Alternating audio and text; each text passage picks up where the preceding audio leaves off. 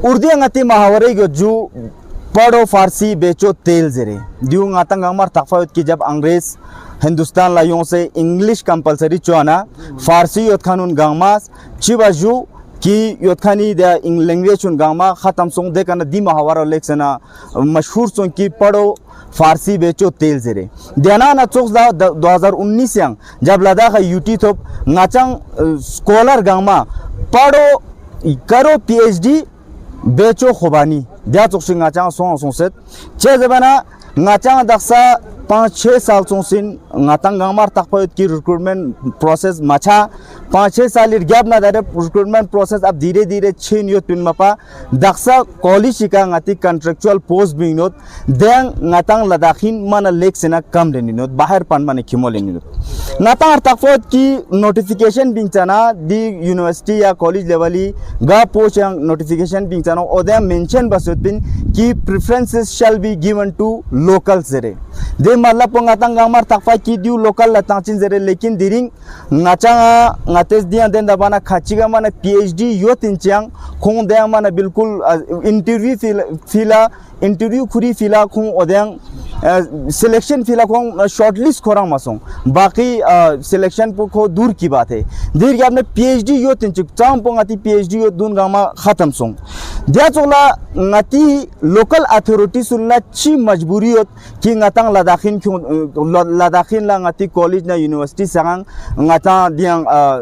मौका तमामे जरे चे जबना अगर कतो नातेल तना जब से यूटिल दन जम्मू कश्मीर पानिस डोमिसाइल लौतां से कॉन्ट्रैक्चुअल पोस्ट फिला बिल्कुल भी नाता स्कांग मा मियान चाबा से तांसो लेकिन दियांग नाता लद्दाख पानला पूरा कश्मीर से लेकर कन्याकुमारी तक नाता पूरा खुंग गंगमा ने बोंगाता फाइट बायनेत और दू नाता गंगमार तकफोत की नाचांग दक्सा फर्स्ट जनरेशन इन नाती लद्दाख है ना कि गानी खानदान है ना पहली बार पीएचडी बी न्योतंग चाने दू नाता टाइम अथो बरगोस नाचांग वक्त अथो बरगोस ध्यान न चोला नाची गिला शिगवा इंजू नाती सीसी साविका ना नाचांग गिला शिगवा योत एमपी साविका नाचांग गिला शिगवा योत नाचांग बार खुं शिते सोसे खुं दिउ नाचस बार जेरी नाइन की मेहरबानी दु बजे नाची शिते खुं गो चोक तांदुक जेरे जेंदुक लेकिन चंग असरदार चिंगा चंग छा थोममेत देना न चोकदा नाचांग रिसर्च स्कॉलर उनला बीए टांगा चांबे जब से यूटीओस नाचांग लेक्चरर पोस्ट का नाचांग खाली सों अब नाचांगा रिसर्च फंड से बीएड बाना नाचांग यांचा मेतपिन 6000 बाना देसना 1 साल में 2 डिग्री वैलिड मेतपिन दारे 1 साल में 2 डिग्री वैलिड सों तादारे नाचेस रिसर्च बचिना या नाचेस बीएड बचिन दूसरी बात नाचा अब ना नाचा टीचर हंसका मामैन ना नाचा लेक्चरर हंसका मामैन कम अस कम नाचा दिका नाती कॉलेज ना यूनिवर्सिटी बिंग में दे पोस्ट ना नाती आम नाती लोकल फुसकलेन मोरशन मिटपा दू मलेंस वाकई नी साथी नी जनता तफसीलन दिखायांग मुल्चिन बख्श। तो ये हमारा एक प्रेस कॉन्फ्रेंस आज हम इसलिए यहाँ पर बैठे हुए हैं क्योंकि हमने देखा कि यूटी लद्दाख बनने के बाद सबसे ज़्यादा जो नुकसान हुआ है वो उन रिसर्च स्कॉलर्स का सबसे ज़्यादा नुकसान हुआ है। हम देख रहे हैं कि पिछले 6-7 सालों से गेजेटेड पोस्ट का कोई रिक्रूटमेंट नहीं हुआ है, लेकिन उसके साथ साथ सबसे ज़्यादा जो इसमें जिनको सबसे ज़्यादा इस खामियाजाना भुगतना पड़ा इसके लिए यूटी लद्दाख की वजह से वो रिसर्च स्कॉलर्स थे। क्योंकि हमने देखा कि जिस तरीके से रिक्रूटमेंट पॉलिसी को फॉलो नहीं किया जा रहा है, यूजीसी के गाइडलाइंस को फॉलो नहीं किया जा रहा है और बहुत सारे नॉन लोकल्स को भी रिक्रूट किया जा रहा है। और हम देख रहे हैं कि बाकी जब हम किसी और स्टेट में किसी और यूनिवर्सिटी में जब अप्लाई कर रहे हैं तो वहाँ पर डोमिसाइल की ज़रूरत पड़ रही है, लेकिन यहाँ पर कोई ऐसा रूल फॉलो नहीं किया जा रहा है। तो ये और उसके साथ साथ हम देख रहे हैं कि जिस तरीके से हमारे रिसर्च स्कॉलर्स बहुत सारे जिनके एक्सपीरियंसेस पहले से बहुत सारे जिनके पास पीएचडी भी है, एक्सपीरियंस भी है, उनका भी कहीं ना कहीं यहाँ पर रिक्रूटमेंट नहीं हो रहा है। और बाकी आने वाले टाइम पे हम देख रहे हैं कि किस तरीके से अगर इसी ट्रेंड को हम अगर फॉलो किया अगर कर रहे हैं तो उसमें बहुत इसमें एक प्रॉब्लम आ सकती है आगे जाकर बहुत सारे स्टूडेंट्स को जिस तरीके से ये सारी चीज़ें फेस करनी पड़ रही हैं। तो बाकी मेरे जो फेलो स्कॉलर हैं वो बाकी आपको डिटेल में बताएंगे कि किस तरीके से हमारे जो रिसर्च स्कॉलर्स हैं उनको बाकी चीज़ों को किस तरीके से वो ये चीज़ें फेस कर रहे हैं। तो आज के प्रेस कॉन्फ्रेंस का जो मकसद था वो हम एक्चुअली जो एग्रीविड रिसर्च स्कॉलर्स हैं जो रिसेंटली जिन्होंने कॉन्ट्रेक्चुअल फॉर्म भरे थे कॉलेजेस में, यूनिवर्सिटीज़ में, तो उसमें जो मेन जो हमारा इशू ये था कि बहुत सारे हमारे पास पीएचडी स्कॉलर्स हैं जिन्होंने 5-5 साल, हमारे पास ऑलरेडी लाइव एग्जांपल हमारे पास काले है जिन्होंने कॉलेज में 5 साल पढ़ा है। अब पहले क्या होता था, यूनिवर्सिटी कॉलेजेस के जो उनकी अथॉरिटी होती है उनके पास एक्सक्यूज़ होता था कि हमारे पास कोई लद्दाखी ही नहीं है कि लद्दाखियों को हम अप्लाई करें, लद्दाखियों को हम कॉलेजेस में लें, यूनिवर्सिटीज़ में। तो इनके पास ऑलरेडी पीएचडी है, 5 साल से कॉलेज में पढ़ा रहे हैं, तो अब इनका क्या इशू हुआ, अब इनको डिसकंटिन्यू किया गया। इसी तरह हमारे पास आज पूरे लद्दाख में जितने भी सब्जेक्ट्स हैं सब में पीएचडी वाले हैं, हर सब्जेक्ट में। जैसे कि केमिस्ट्री में हमारे पास 30 पीएचडी स्कॉलर्स हैं,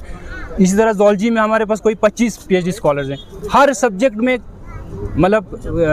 पीएचडी स्कॉलर अवेलेबल हैं। तो ये हमारे बहुत ही अनफॉर्चुनेट है कि हमारे लद्दाखियों को प्रेफरेंस नहीं दी जा रहा है। इसी तरह हम यूटीज़ का कंपेयर करें, लद्दाख यूटी और जम्मू कश्मीर यूटी को अगर हम कंपेयर करें तो जम्मू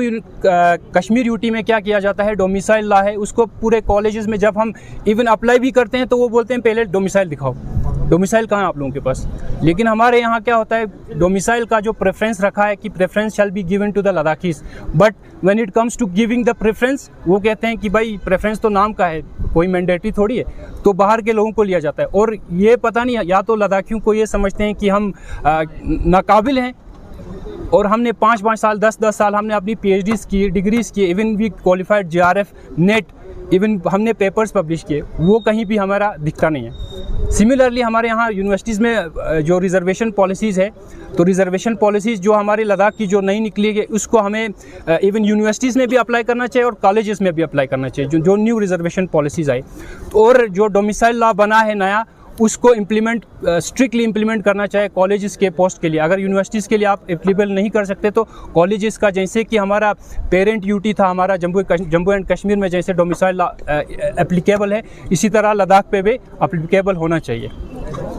तो मैं पूछना चाहता हूँ, जब से यूनियन टेरिटरी बनी है, कि आपको लगता है कि क्या जो यूथ है, स्पेशली जो पीएचडी स्कॉलर्स हैं, उनके लिए लॉस हुआ?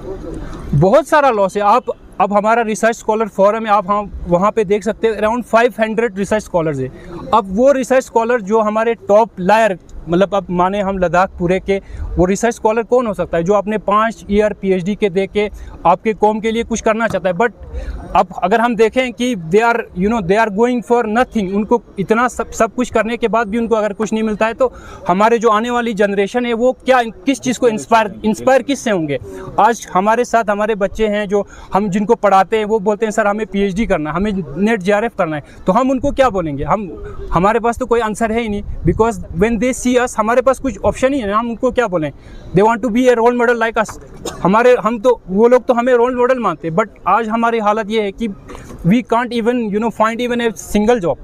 बिल्कुल राइट। तो अभी जो आपका जो फॉर्म बना है, क्या कभी आपने एलजी के पास या हमारे डेवलपमेंट रिसर्च स्कॉलर्स हैं तो हम कभी उनके पास गए आप? हाँ, हम एमपी साहब के पास भी गए थे, सीसी साहब, हमने उनको इवन बताया सर डोमिसाइल लॉ के बारे में कि जम्मू कश्मीर में कॉलेजेस में एप्लीकेबल है, तो लद्दाख कॉलेजेस में वो भी क्यों नहीं है? मतलब होना चाहिए, लद्दाखियों को प्रेफरेंस देना चाहिए। तो आखिर में आप क्या कहना चाहेंगे, आपका क्या मुद्दा रहेगा एंड पे? हम यही कहना चाहेंगे कि डोमिसाइल लॉ शुड बी